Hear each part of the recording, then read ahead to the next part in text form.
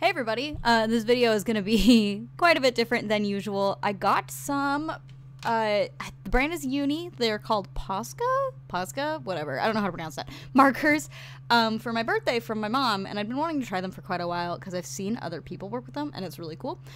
So basically what this video is going to be is just me testing those out and kind of seeing how they play with the other things I usually use. So to kind of start out with, I forgot that I had to get them started by, like, pressing them down. So I kind of fumbled through that. So some of them weren't all the way started when I tried to swatch them. But I just kind of swatched them all in a little line. The black one was, like, not started at all by the time I got to it. So I basically just skipped that one. But that's kind of just what this whole beginning section is. Some of them are really, really bright and opaque, and that's really nice. They seem to be pretty consistently, like, the way the flow is pretty consistent, so that's not really something that you have to, like, struggle with. But since they are felt tip, the tip kind of gets a little bit fuzzy when you, like, push too hard or, like, scratch too much, it seems like. But that's not really a huge issue for me. My little metallic markers kind of do that, too. So I'm used to it. Also, here in a sec, swatching the white one. It was like, how in the world do you even do that? But whatever. And then after that, I just kind of made lines with all of my usual sketching implements, just the different ones that I use, and kind of went and saw how each color went over them. A couple of them were, like, so opaque, it was fucking exciting. Like, for some reason, the really light, like, the kind of minty green, like, just went over everything and just covered it, and I was like, holy shit. I wish all of them were like that, but, like, it seems like I kind of tested a little bit later, kind of going back over and making them a little more opaque. It seems like that works pretty alright.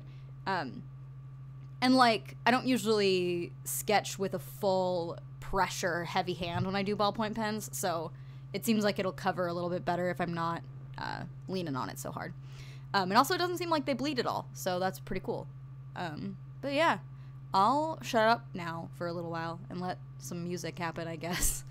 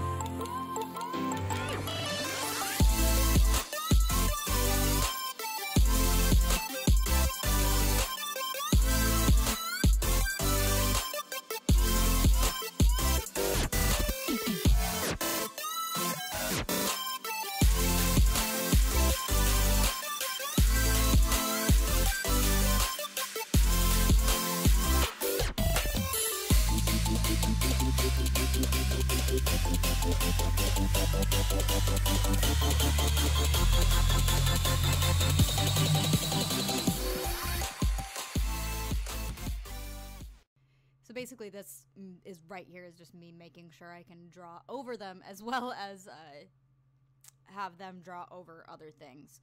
So if you're curious about what that is, it's what that is.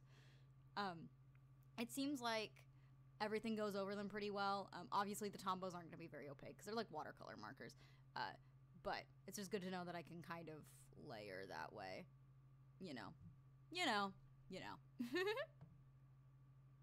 And also, like, just making sure it'll go over my watercolors, too. Obviously, the ones that were already not quite as opaque were still not quite as opaque, but that's fine.